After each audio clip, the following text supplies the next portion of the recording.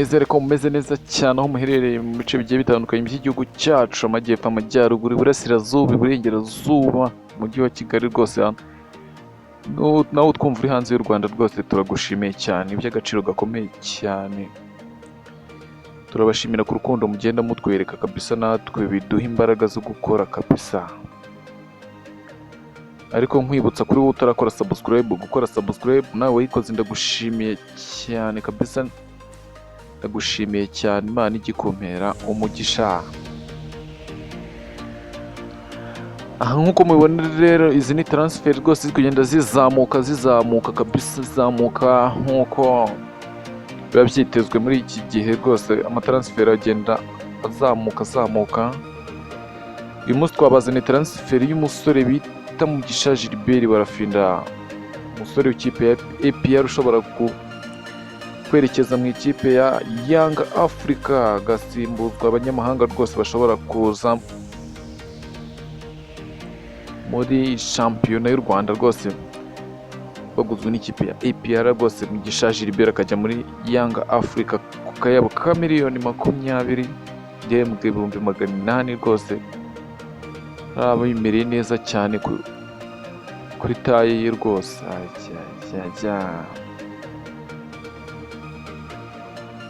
Transfer rwose, iyi transfer si keretse habayeho kidobya, naho ubundi transfer ibiganiro biri gukorwa rwose, telefoni iri gusona buri kanya.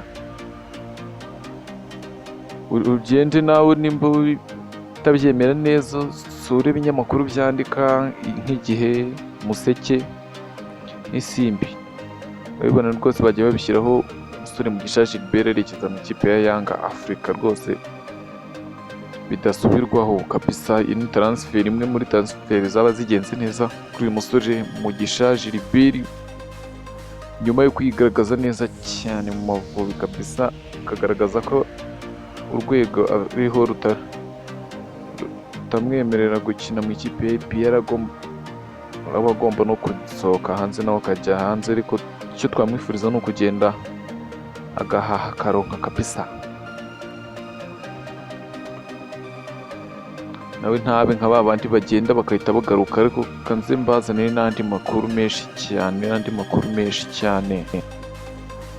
Indi nkuru nanone ya transfer ni y'umusore Niyonzima Olivier Sefu bose, Niyonzima Olivier Sefu kabisa, uzwiho gukina n'umurava kabisa, bose baramuzi ko ni umukinnyi ukinana ishyaka kabisa ku rwego rwo hejuru, uburyo atagakwiye kuba akiri mu Rwanda, nawe akaba agomba kwerekeza mu ikipe ya FAR akinamo Imanishimwe Emmanuel Mangwende, nyuma y'uko iyo kipe isezereye abakinnyi babiri bayo bakina ikibuga hagati, ikahita ireba mu Rwanda ikazana Niyonzima Olivier Sefu rwose, ugomba gusimbura abo bataramu beretswe umuryango kabisa. Izo ni transfer zimwe mu ziri kugenda zatsa umuriro hano hanze.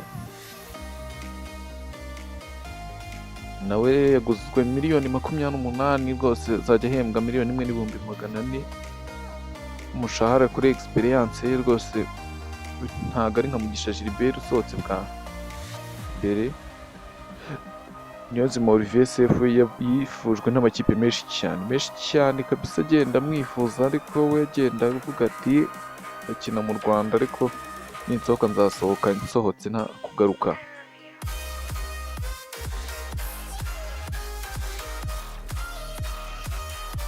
Indi transfer nanone ni y'umusore rwose wigaragaje nawe mu mikino Amavubi yakinnye, ni umunyezamu wayo rwose, Ntwari Fiacre, yigaragaje neza cyane, agenda yigaragaza, yerekana itandukaniro rwose, umwe mu bazamu binjijwe ibitego bike cyane, nawe akaba yifujwe n'ikipe ya Zamalek rwose. Zamalek nayo ikaba yamwifuje rwose kuri miliyoni 18 rwose, ariko andi makuru none akamwerekeza mu ikipe ya APR.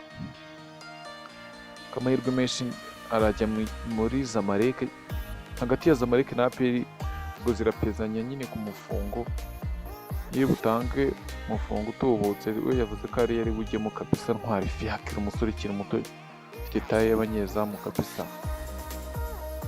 ariko mbibutsa gukora subscribe